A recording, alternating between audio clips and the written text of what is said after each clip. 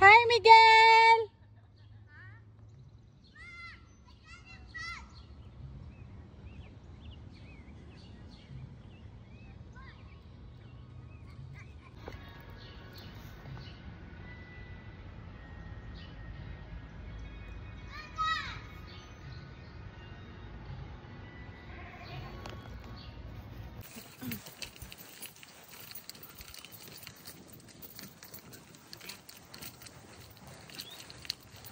Yeah.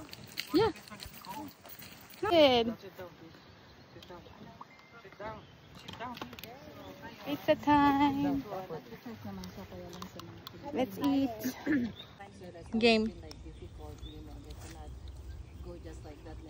Malak, what do you want? You don't want?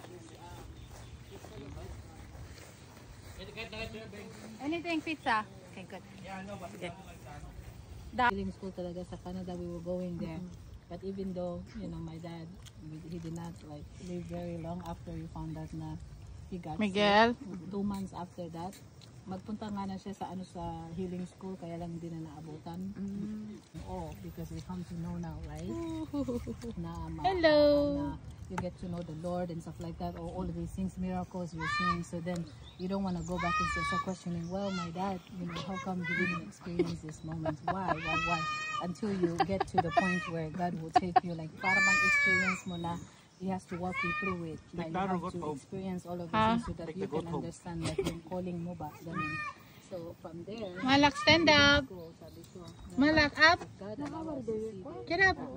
Here, sit here. Here. Anong gagawin natin? Picture ang Wag, picture ang hat. May nalanda to eh. Na? May nagala mo ito natin. Go get him, Ariel. Go get him. Ala, riniin gan. Ariel! Spider.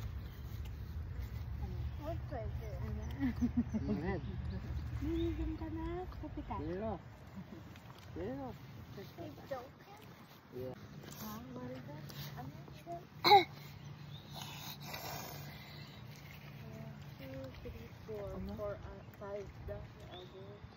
Nakakala lang na hindi nag-ano na siya sa Syrian. She's like coordinating, she's already handling the church and all of that. But when you come here, Oh!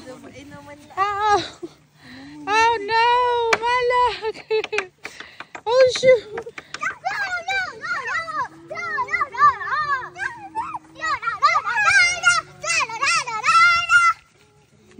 No touching. Hello. Hala.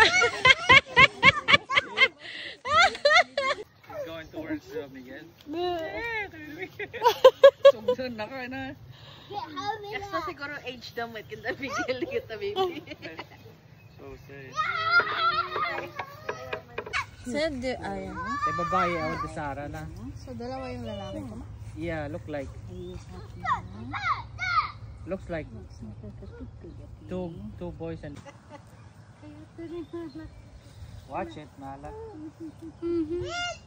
No, Miguel, don't use the stick. Throw the stick away. you don't hurt them. No, I said no. No stop.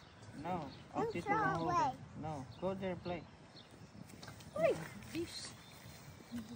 Ay, run. Oh, then ba tingin I think we got everything.